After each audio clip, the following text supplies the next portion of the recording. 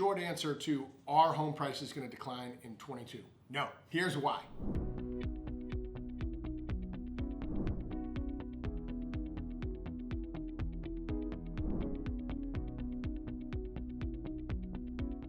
...2022, we've set record in home prices here in San Diego, Southern California, as well as nationwide.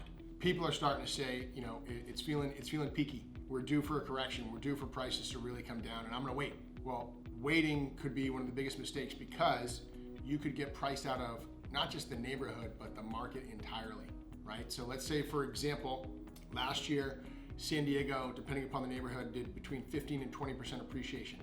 This year, we'll probably do 7 to 10, depending upon the neighborhood. And there are certain neighborhoods that'll spike that, but on average, the county's gonna do 7 to 10%. What happens when that house that you're going to buy for $1 million goes up 10%? Now it's not $1 million, it's 1.1. So that property just became 10% more expensive, and it has a ripple effect, right? Your monthly payment will go up 10%. So let's say you can afford, your hard stop is like $5,000, okay? And then it becomes $5,500. But that $500 is really a hard stop for you because that's gonna impact lifestyle, bills, utilities, all these other things. Now you're not able to buy in the neighborhood.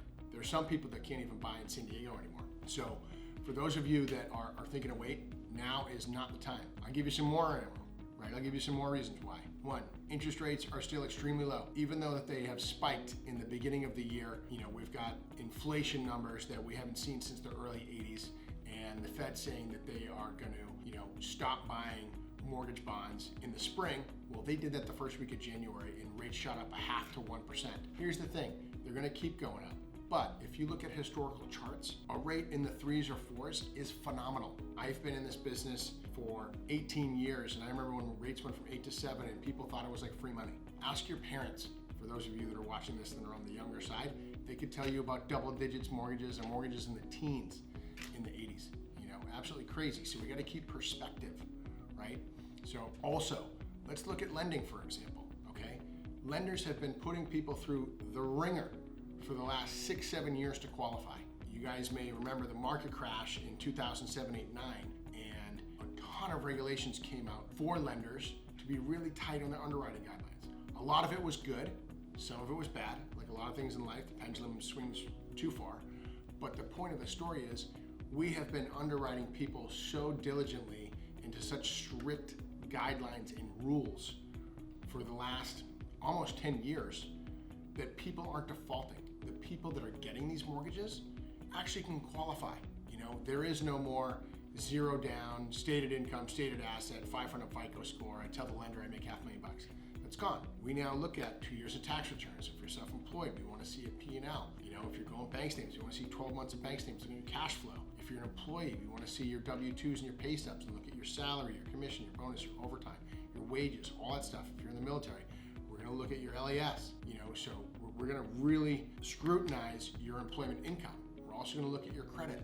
Credit needs to be, you know, above average nowadays. You know, most conventional and jumbo loans, you need to be in the high 600s, sometimes even over 700 at least to even qualify. So as far as the shadow inventory, defaulting mortgages and a little wave of foreclosures or short sales, that is not happening. That is not going to happen. People also ask about forbearance. During the pandemic, people raised their hand that needed assistance. They needed some mortgage relief because maybe their hours got cut or they got laid off. They didn't want to default or fall behind in their mortgage, so banks worked out what's called a forbearance. And in most instances, they took those payments and they put them in arrears. They put them in the back of the mortgage, and then people just paid off over time. Now, if that person wants a new mortgage, in most cases, they're gonna make those payments up to qualify for a new property or refinance or whatnot. But the point is, banks and lenders are working with those clients that had hardships. So they're not gonna default. There's not gonna be these foreclosures coming. So let's just recap for a sec, right? Yes, rates have gone up. They're still just above all-time lows. Lending guidelines have been extremely rigid for the last decade. You're not gonna see a wave of foreclosures. We've had hyper appreciation. Short sales aren't gonna happen. These forbearances are getting worked out. Last piece, and probably the biggest piece, is inventory. Basic supply and demand. You know, as I record this video here in San Diego, we've got less than 2,000 units available for sale. The absorption rate is less than 30 days. Properties are on the market for a week, 10 days tops. So you're going to continue to see massive demand. If you check out open houses or just go around these neighborhoods and you see these properties, there's lines around the corner for one property. And the thing that's heartbreaking is only one person can get it. But I talked to someone the other day and they had 50 showings. They had 50 people come to an open house. That's bananas, right? Now, that inventory, we're not going to get some relief. What would give us more inventory? Okay, foreclosures, we talked about that, not going to happen. Forbearance issue, not going to happen. Loose underwriting guidelines, not happening. Massive wave of building. Well, sorry, here in San Diego, there's not really much to build. Sure, you're seeing certain neighborhoods and pockets where there might be infill of 5 units, 10 units, maybe even a couple hundred units in different parts of the county.